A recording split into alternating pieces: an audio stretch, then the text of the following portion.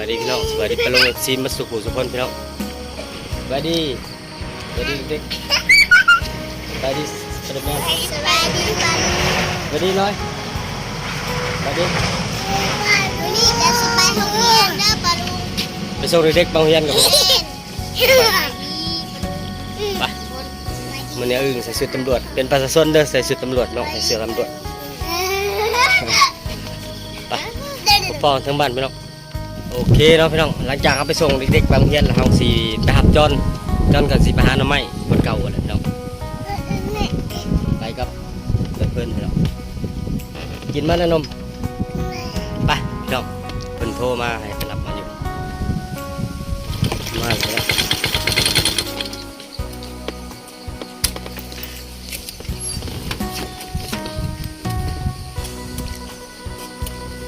เขาเกี่ยวเขาหรือเปล่าทองมือสบายดีมือไม่แข็งเจ็บมือเป็นยังไงนะ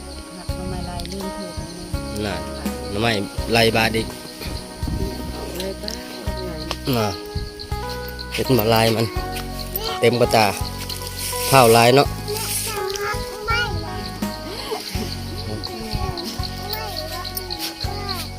บาดเลือดลายมือบาดซะได้บจีหลอกอ่ะ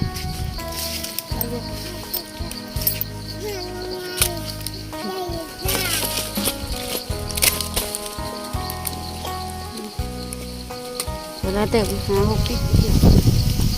ลมแห้งนี่เนาะไปยันไม่เลยทางปุ๊บอ้อมปุ๊บพี่น้องทางอย่างเนี่ยทางเดินใหม่เนาะจอนปกติแวะเบิ่งเฮ็ดนี่เดี๋ยวเลยจะเอาออกแค่นี้บ่เห็นบ่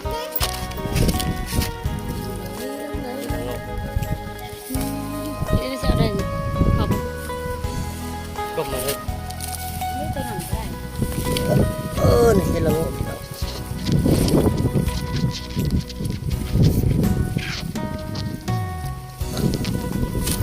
ไข่มันเลยไข่มันเลยแดงสนไม้เรื่องผมสีในผมบอกอะไรอันเนี้ยก็นี่เงาอันน้ำออกวัดจอดเนี่ยมันอะไรมันเลยออกแต่วานสิ้นนี่พูดเนาะ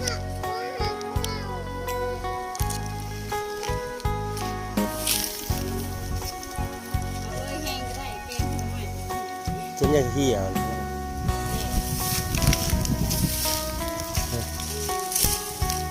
ออกแต่วานสิ้นนี่พูด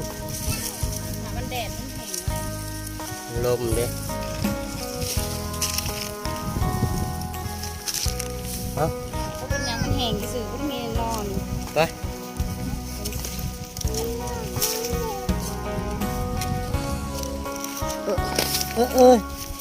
ตายแล้วโชกูขาดเลยก็ได้เห็ดละโงกเหี่ยวเนาะเราไปส่งดอกงามเลยมือกับบาดสิยองจะนั่งได้บ่บัดลองลูก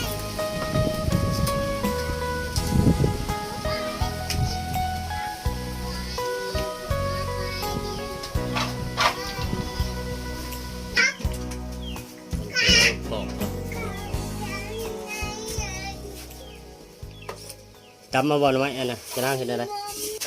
ต้มน้ำท้าเนาะเสร็จลงกันยุ่งกี่งัวไปพายพูไปเนาะ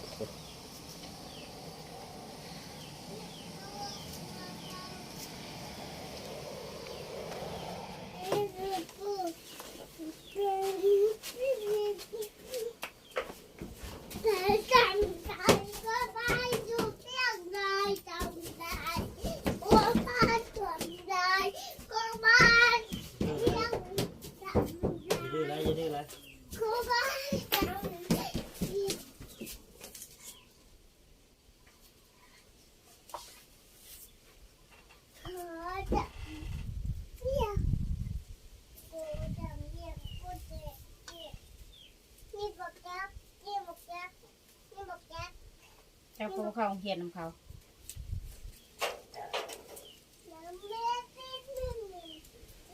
เอาบอสกอตพันมือบ่เสียดายมั้ง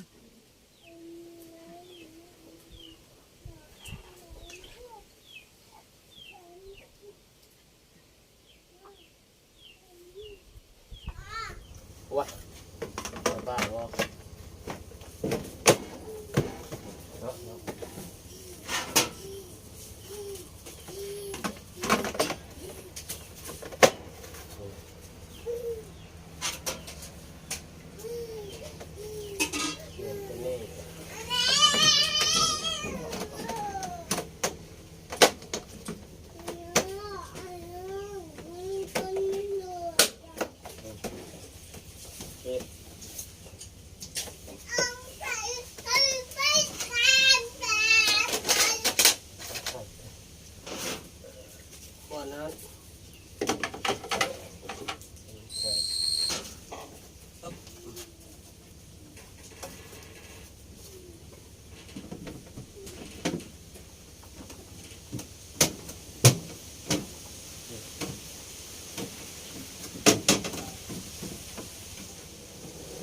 บลายเดียวกันช่วงนี้หน้าหนาวเอ๊ะเสียบปลั๊กเดียว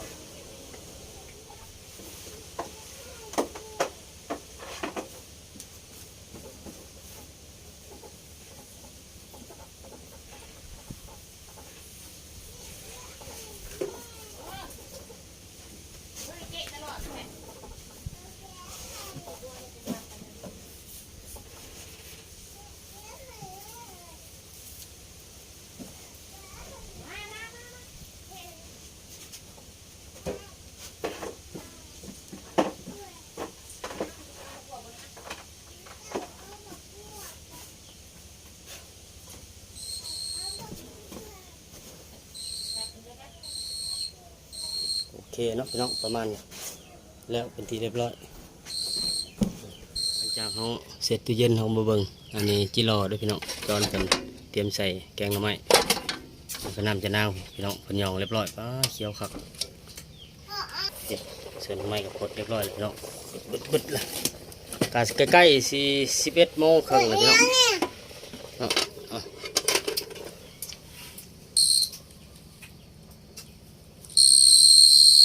นี่ก็จิรอเด้อพี่น้องในของยังอยู่เนี่ยบวกบักบวกแม่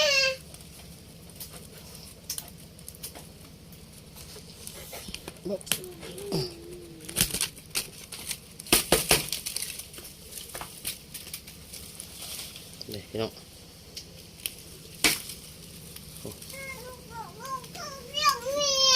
นี่ตัวใหญ่พี่น้อง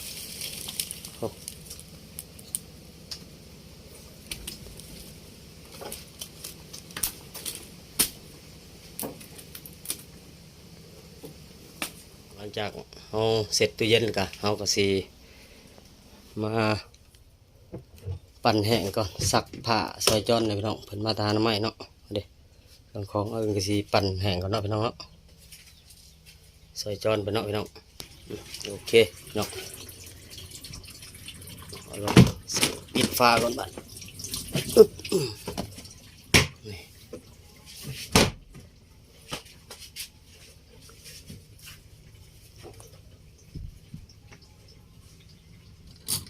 อีก2ก็ได้เนาะพี่น้อง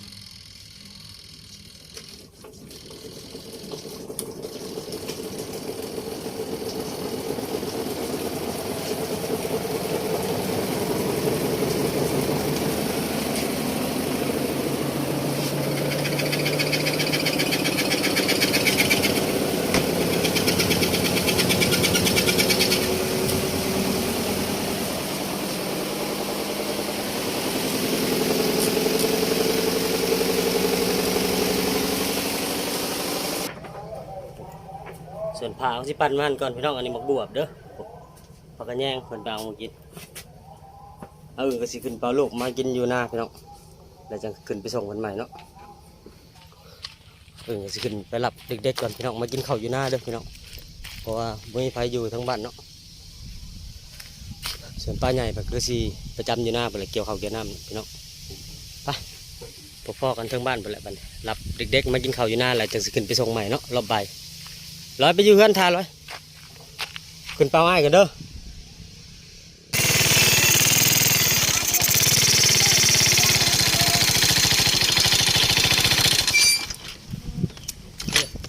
ซื้อขนมให้วางให้ได้น้ำนี่อีก ปลาน้องอยู่น้ำบัด 10,000 ก็จะซื้อไข่เนาะพี่น้อง4 หน่วย 10,000ไปทอดให้เด็กๆกินไปกินข้าวกันแล้วจังสิขึ้นไปส่งไปอีกเนาะ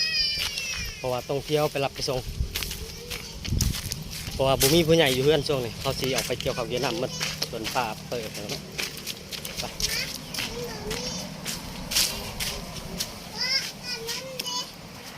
กันน้องอยู่น้ำขนมเลยกินแล้วเรียบร้อยพี่น้องหลังจากมาแต่ทำเด็กๆอะใส่จิรอพี่น้องตัวใส่บวบเนาะใส่เห็ดละง่องอีกเนาะนี่จะแซ่บลองมาบ่ายโมงหรือบ่ายโมงครึ่งบ่ายโมงครึ่งบ่ายโมงครึ่งห้องหม้อคือกันนั่นแหละเลิก4 โมงครึ่งคือกันเป็นเช้า8 โมง